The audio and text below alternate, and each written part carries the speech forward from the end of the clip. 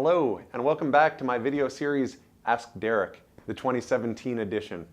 If you're a first-time viewer, let me take a second to explain. One of the most important parts of my job is remaining accessible and accountable to the folks I represent. So if you write into my office, I send you a response. As part of being accountable, I started a series a little while back where I reach into my mailbag and answer a question or two that a lot of folks have been asking. Now recently, Lisa on Bainbridge Island urged me to support efforts to investigate the president's potential conflicts of interest.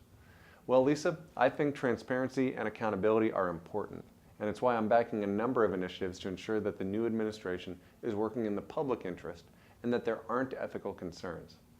And since the beginning of the year, we've received hundreds of messages from people on this topic. I've heard a lot about it at my town hall meetings too. So Lisa, and everyone else out there, I'd like to take a couple of minutes to unpack why accountability and transparency are so important when it comes to the president and to this Congress. Now, I'm a firm believer in the notion that government should work in the public interest, but I'm very concerned that the current president and this Congress are setting a precedent that will be damaging to our long-term future.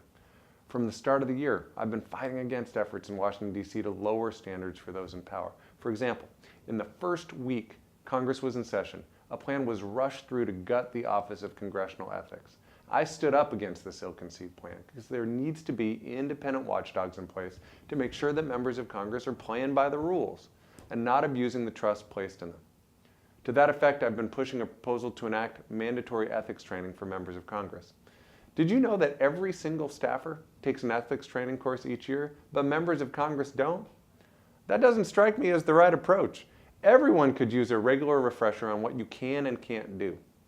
Of course, we also have to ensure that the executive branch is above reproach too. As someone who likes to talk about his success in the business world, we know that President Trump has financial interests beyond American shores. And I'm concerned that we don't know where all of the president's money comes from.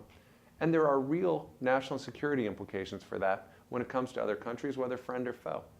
And that's why I've co-sponsored the Presidential Accountability Act, which says quite simply that the president and vice president have to comply with the same conflict of interest rules as other senior officials in the executive branch. Just saying trust me isn't good enough. We should see clear disclosure and divestiture. It's also why I'll continue to call on the president to release his tax returns. We need transparency. That's been the standard for all presidents in modern history. But this week, this Congress didn't support transparency. It voted not to move forward with a proposal that would have led to the release of the president's tax returns. That's not right.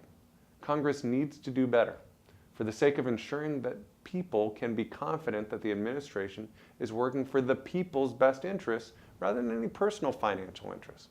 I'll continue calling for the president to bring some sunlight to his returns. In an effort to get to the bottom of any conflicts of interest and to protect our democracy, I'm going to continue working to establish an independent, bipartisan commission to examine the extent to which Russia may have tampered with our elections and our government. Listen, all Americans of all political stripes should embrace basic oversight to ensure accountability.